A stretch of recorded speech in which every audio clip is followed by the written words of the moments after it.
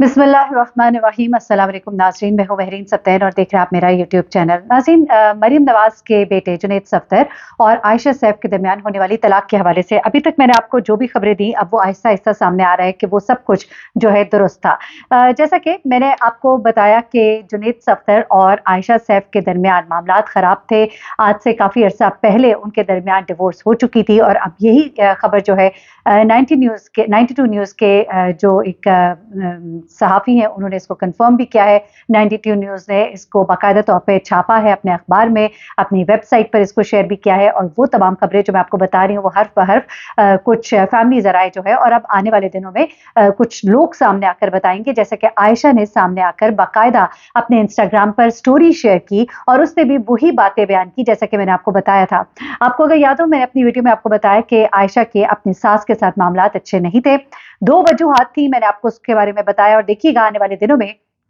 आयशा सैफ अगर मजीद बोली तो वो ये बताएंगी कि वो दो वजूहात वही थी, यानी कि एक वजह कतर थी। जी हाँ, कतरी खत जिसने नवाज शरीफ को पहले रिलीफ दिया था, वो खत जो है अब उसी तरह का एक और चाहिए था, यानी कि कोई इस तरह की वहां से गारंटी चाहिए थी, कोई उनकी सपोर्ट चाहिए थी। और वो मामला भी जब तय नहीं पाए तो फिर मरीम नवाज ने कहा कि अब मैं क्यों इसको बर्दाश्त करूं। उसके अलावा मरीम नवाज की जो एक अथॉरिटेटिव नेचर है, एक ऐसी नेचर जिसमें वो लोगों को कंट्रोल करना पसंद करती हैं। वो चाहती हैं कि लोग उनके इर्द गिर्द पानी भरते दिखाई दे, लोग जो है उनकी बातों को सुने, उनके सामने सरनिगू रहे। तो एक पढ़ी लिखी घर की एक ऐसी लड़की जिसने एक आला तालीम हासिल की, एक बहुत जबरदस्त पोस्ट पे थी, वो रेडको को लीड कर रही थी, अपने बाप के बिजनेस को लीड कर रही थी, और एक ऐसी लड़की जिसे सारी जिंदगी कतर में शहजादियों की तरह गुजारी और उसके बाद उसने जब बाहर जाके पढ़ा भी तो वहां पर भी उसने अपनी फील्ड में आगे झंडे गाड़े और उसने इंजीनियरिंग की यूनिवर्सिटी जो है, इंजीनियरिंग की जो डिग्री है वो हासिल की। तो ऐसे में एक ऐसी लड़की को कंट्रोल करना जो है शायद मरीम नवाज के बस में नहीं था। और मरीम नवाज की जो नेचर है उसके साथ उसकी नेचर जो है वो बहुत क्लैश हुई, यहाँ तक कि उसने आकर बाकायदा तौर पे अपने इंस्टाग्राम स्टोरी पर वही बातें शेयर की जो मैंने आपको बताई थी। सास के बारे में उसने क्या कहा, अपनी मैरिड लाइफ के बारे में उसने क्या कहा, वो तो मैं आपको बताती हूँ, बहुत जगहों पे आप सुन ही चुके होंगे, लेकिन एक दो बातें मैं आपको और पहले बता दूं। सबसे पहली बात ये कि ये तलाक जो है, जैसा कि मैंने बताया कि अभी नहीं हुई, पहले हुई। अब इसको बाकायदा तौर पर इंडोर्स किया है 92 न्यूज़ ने और दीगर कुछ सहाफ़ी हैं। उन्होंने कहा है कि बावसूख ज़राए से उनका ये कहना है कि तमाम ये जो तलाक का ऐलान है ये तयशुदा वक्त के मुताबिक किया गया, यानी कि डिसाइड किया गया था कि ये तलाक अब दी जाएगी। अब आप सोचेंगे क्यों, क्या मियां नवाज शरीफ साहब ने वापस आना था, तो अगर वो वापस आने के लिए उनको कोई गारंटी मिल गई तो फिर शायद ये तलाक डिक्लेयर नहीं की जाएगी। नहीं, ऐसी बात नहीं है, बल्कि बात यह है कि इनकी तलाक जो है रमज़ान मुबारक के महीने में इनके मामलात बहुत ज़्यादा कशीदा हो गए थे और रमज़ान के महीने में, यानी कि ये जो रवा साल उसके रमज़ान के महीने के दौरान ही आयशा जो है जाती उम्रा को खुदा हाफिज कहकर जा चुकी थी। जी हाँ, उन्होंने जाती उम्रा को छोड़ा और वो कतर चली गई। इससे पहले वो लंदन में भी अपने शौहर के साथ मौजूद थी, इंग्लैंड में, लेकिन कतर जाने से पहले वो लास्ट जो मौजूद थी वो जाती उम्रा में थी। और इनके दरमियान ये मामलात तय पाए थे कि उनके जाने के बाद उनको तलाक जो है उसके कागजात भेज दिए जाएंगे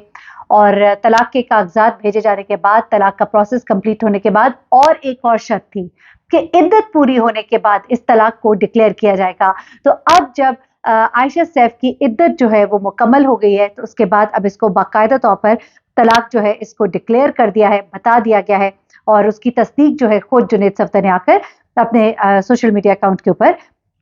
दी है। तमाम कानूनी दस्तावेजात मुकम्मल होने के बाद ये काम जो है ये अंजाम पजीर पाया है। तो ये तो एक चीज थी। अब आ जाते हैं जरा दूसरी खबर की तरफ, और वो है जनाब आयशा ने जो अपने इंस्टाग्राम पे स्टोरी शेयर की। वो स्टोरी बताने के बाद मैं अब आपको एक बड़ी एक्सक्लूसिव खबर आगे दूंगी, इसके बाद जरा ये सुनिएगा। अब जनाब आयशा सैफ कहती हैं कि अपना जो पहला बयान था उसमें उन्होंने बाकायदा तौर पर तंज किया, मरियम नवाज के ऊपर तंज करते हुए कहा कि प्राइवेसी जो है वो इंसान का एक बुनियादी हक होता है, लेकिन शायद मेरी साबका सास को इसका इल्म नहीं है। मैंने आपको बताया था कि मरीम नवाज की जो फितरत है और उस फितरत के तहत उन्होंने डेफिनेटली उनके मामलात में इंटरफेयर किया, जिसमें से एक मामला जो है कहा यह जा रहा है कि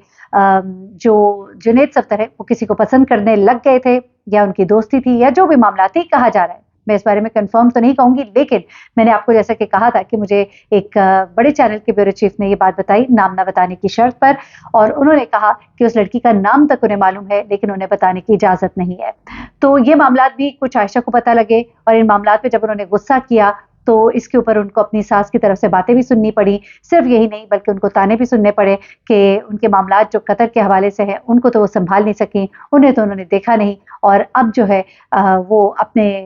तौर तरीके जो है सीधे कर ले और उनके कसबल निकालने की कोशिश की, इन अदर वर्ड्स। लेकिन वो एक पढ़ी लिखी खातून थी, यहाँ तक सुनने में आया था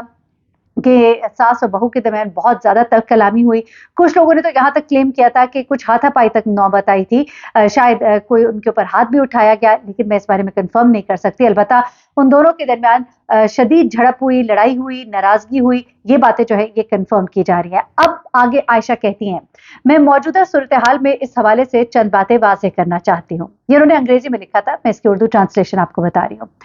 वो कहती हैं कि अल्लाह कुरान पाक में कहता है कि उसने मियाँ बीवी को एक दूसरे के लिए सकून के लिए पैदा किया है। दौलत और जिंदगी की आसाइशें आज की दुनिया में अहम किरदार अदा करती हैं, लेकिन वो सकून मेरी जिंदगी में गायब था। मुझे कभी इतनी मोहब्बत या वो सकून नहीं दिया गया जिसकी कोई भी बीवी अपने शौहर से तवक्को रखती है। आयशा सैफ ने कहा कि मैं अपनी तलाक से खुश हूं और मैं अपनी जिंदगी में बेहतर तौर पर आगे बढ़ना चाहती हूँ। बराह करम मुझे इन सब से दूर रखे, क्योंकि मेरी प्राइवेसी मेरे लिए बहुत अहमियत रखती है। देखिए, उन्होंने खासतौर पे ये कहा कि मियाँ बीवी को एक दूसरे के सकून के लिए पैदा किया गया, लेकिन वो सकून मेरी जिंदगी में नहीं था। वो मोहब्बत जो एक औरत को चाहिए होती है वो मुझे कभी मिली ही नहीं। मैंने आपको अपने गुज़िश्ता व्लॉग में ये भी बताया था कि आयशा की तरफ एक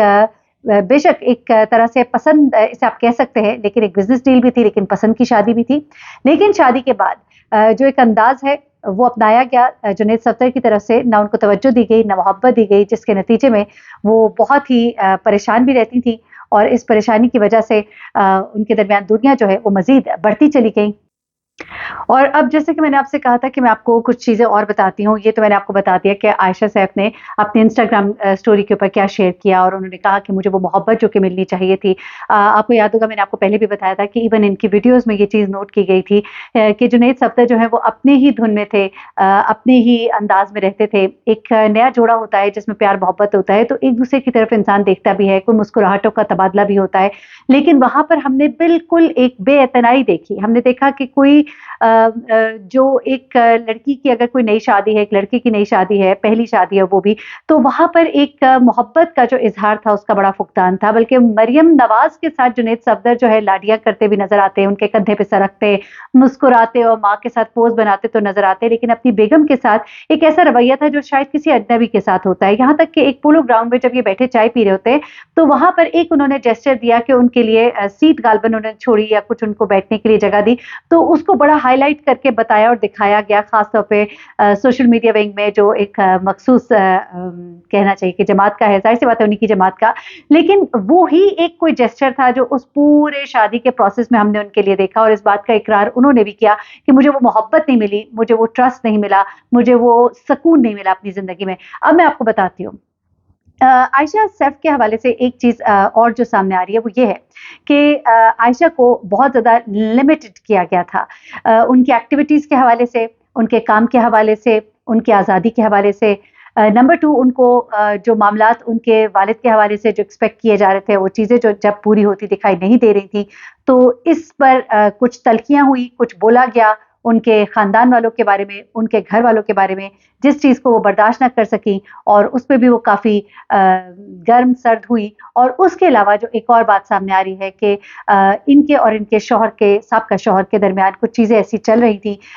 जो लड़ाई झगड़े की वजह भी बन रही थी, और इन चीज़ों के अंदर भी उनकी साबका सास ने काफ़ी इंटरफेयर किया, सुनने में ये आ रहा है, और उनकी बातों से भी अंदाज़ा हो रहा है। और उनकी प्राइवेट लाइफ, उनकी निजी लाइफ, उनकी ज़िंदगी, उनके शौहर के साथ जो उनके मामलात थे उसमें बहुत ज़्यादा इंटरफेरेंस हुई, और जिस चीज़ को वो बर्दाश्त फिर ना कर सकी, और फिर वो जो ज़ाहिर सी बात है ना यहाँ के रस्म व रवाज से इस कदर वाकिफ़ थी और उन्हें ये नहीं मालूम था कि उनका वास्ता किन से पड़ा है, तो वो फाइनली उन्होंने डिसाइड किया कि पीस ऑफ माइंड जो है वो ज़्यादा इंपॉर्टेंट है, और सुकून के लिए उन्होंने कहा कि मैंने तलाक ले ली। اور میں بہت خوش ہوں. میں اپنی زندگی کو اب نئے سرے سے شروع کرنا چاہتی ہوں اور بہتر طور پر اسے آگے بڑھانا چاہتی ہوں. بہت مشکل فیصلہ ہوتا ہے چاہے کوئی بندہ کتنا ہی اسٹرانگ کیوں نہ ہو, لیکن جب بات طلاق کی آتی ہے تو بڑے سے بڑا انسان جو ہے وہ ہل کر رہ جاتا ہے. ایسے میں واقعتاً میں سمجھتی ہوں کہ عائشہ صیف کے بارے میں زیادہ گفتگو نہیں کرنی چاہیے. ہاں, یہ جو گفتگو ہے جہاں تک, کیونکہ ظاہر سی بات ہے پولیٹیکل پارٹی ہے, پبلک فگر ہے, اور ان کے بارے میں بات تو ہوگی, اور جب وہ خود کرتے ہیں تو ان کے بارے میں بھی ہوگی.